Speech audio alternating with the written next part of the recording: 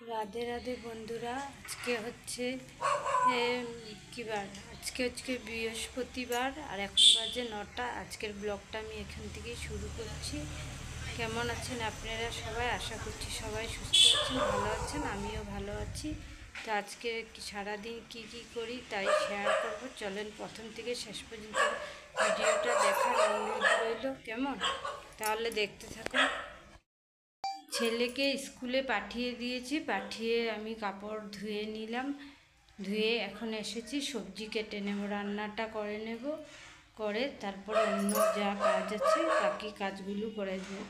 সবার প্রথমে কাপড়টা ধুয়ে নিলাম, তার জন্যই যে কাপড়টা শুকিয়ে যাবে, আমি এগুলো কাজ করতে করতে কাপড় শুকিয়ে যাবে। আর ওদিকে কতগুলো কুকুর আছে, সকাল থেকে ঘাউ ঘাউ করেই চলছে। এখানে পুরো 8-9টার মতন কুকুর আছে। আমার ছেলে ওদেরকে বিস্কুট খেতে দিলে বাস, একজনকে দিলে পুরো ঝুন এসে যায়। চলুন থাকলে নিচে আপনাদেরকে দেখাচ্ছি। এখানে আছে কিন্তু এই নারিকেল গাছটার জন্য আপনাদেরকে দেখাচ্ছে পাচ্ছি না। অনেকগুলো কুকুর আছে এখানে। এখানে সমস্ত সবজিগুলো নিয়ে নিয়েছি, কেটে নেব, কেটে নিই তারপর আবার আপনাদের সামনে আসছি। এখানে আমি সব সবজি কেটে নিয়েছি। এখানে একটা তরকারি করব, মিক্স সবজি, নানান রকম সবজি দিয়ে, কাঁঠালের বিচি দিয়ে একটা সবজি করব। আর এখানে পটল করব, টমেটো দিয়ে পটল মাখা মাখা করে করব। আর যদি ইচ্ছা করে এর মধ্যে একটু পনির দেবো, নাহলে শুধু পটলেই টমেটো দিয়ে করব। আর এখন আমি এই সবজিগুলোকে সব প্লাস্টিকে ভরে নিই।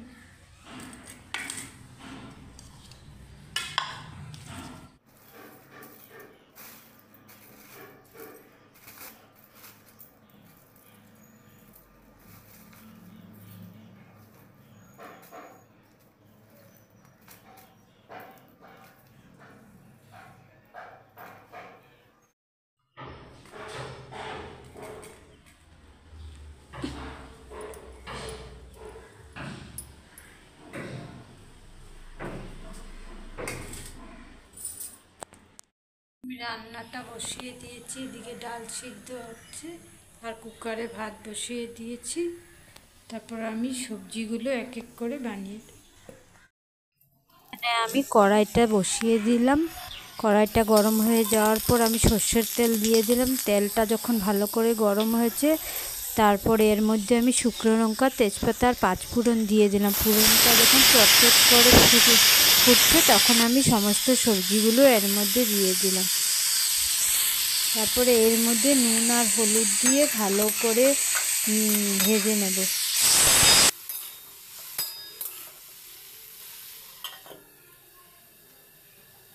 আমি এর মধ্যে চিরা কাঁচা লঙ্কা আর গ্রেট করে রাখা আদা দিয়ে দিলাম। দিয়ে ভালো করে নাড়িয়ে চাড়িয়ে আবারও ভালো করে কষিয়ে নেব।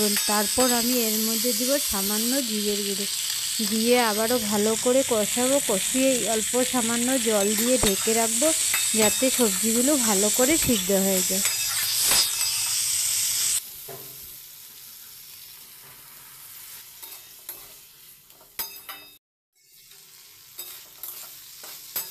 আমার হয়ে গেছে, এখন নামিয়ে নেব।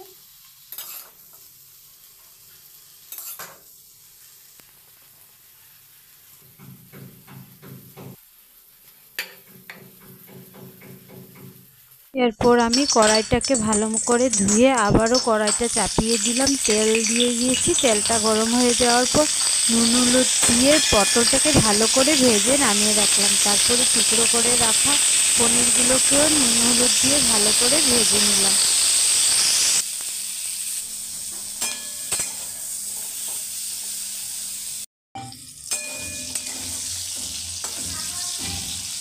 হ্যাঁ মা।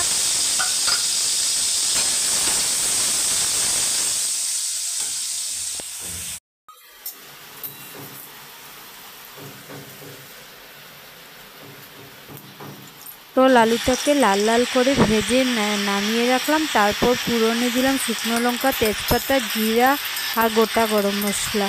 ফোড়নটা ভালো করে ভাজা হয়ে যাওয়ার পর এর মধ্যে কাঁচা লঙ্কা, টমেটোটা দিয়ে দিলাম। টমেটো দেওয়ার সাথে সাথে অল্প নুন দিয়ে দিলাম যাতে তাড়াতাড়ি টমেটোটা সিদ্ধ হয়ে যায়। তারপর এর মধ্যে সমস্ত মশলা দিলাম, জিরে, ধনে, শুকনো লঙ্কা, হলুদ গুঁড়ো আর গরম মশলাগুলো দিয়ে অল্প জল দিয়ে দিলাম যাতে শুকনো গুঁড়ো মশলাগুলো পুরো না লাগে যায়। ভালো করে মশলাটাকে কষিয়ে নিলাম, কষিয়ে নিয়ে তারপর আগের থেকে ভেজে রাখা পটল আর পনিরটাকে দিয়ে মশলার সাথে ভালো করে কষিয়ে নিলাম। ভালো করে কষানো হয়ে যাওয়ার পর সামান্য জল দিয়ে তারপর ঢেকে রাখলাম। নামানোর আগে সামান্য অল্প চিনি দিয়ে নামিয়ে নিলাম। তো আজকে লাঞ্চ মেনুটা আরেকবার দেখে নিন। ভাত, মিক্স সবজি, ডাল আর পটল পনিরের তরকারি। আজকে দুপুরে এ দিয়েই আমরা মা ছেলে খেয়ে নেব। রান্না হয়ে যাওয়ার পর আমি খেয়ে নিলাম, কারণ প্রচণ্ড পরিমাণে খিদা পেয়েছিল তাই। তারপর এখানে ছেলে আসার সময় হয়ে গেছে, তার জন্য বেলকনিতে দাঁড়িয়ে দেখছিলাম যে ছেলে আসছে নাকি। তখন একজন ফলওয়ালাকে দেখতে পেলাম। উনি রোজ দিনে আসে, রৌদ্র, বৃষ্টি, ঝড় তুফান কিছু দেখে না, সবে কিছুতে আসে। বয়স্ক মানুষ উনি, দেখে আমার খুবই বৃষ্টি পড়ছে বন্ধুরা। ছেলেটাও আসার সময় হয়ে গেছে স্কুল থেকে, তার জন্য আমি দাঁড়িয়ে দেখছি।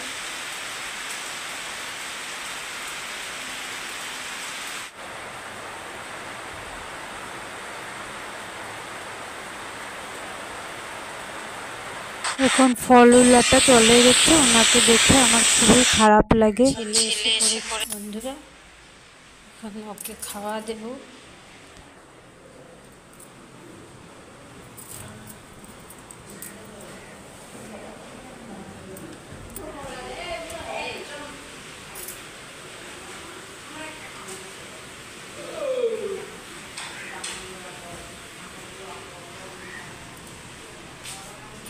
জুতাটা বাবা ভিতরে রাখা দাও, ভিতরে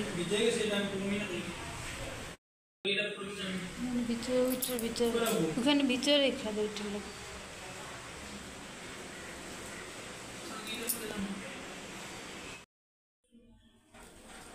ছেলের জন্য ভাত বেড়ে নিয়েছি, এখন দিয়ে দেব।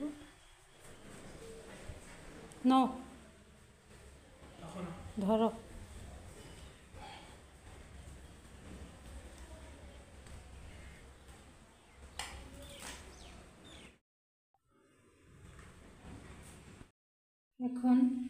এখন বিকালে খাওয়ার জন্য কলার বড়া করছি। ছেলে টিউশন যাবে খেয়ে, ওকে তো এগুলো দেওয়া মানা আছে, তবু মানে না, কি করব, এক দুটা দিয়ে দেব, খেয়ে টিউশন পড়তে যাবে।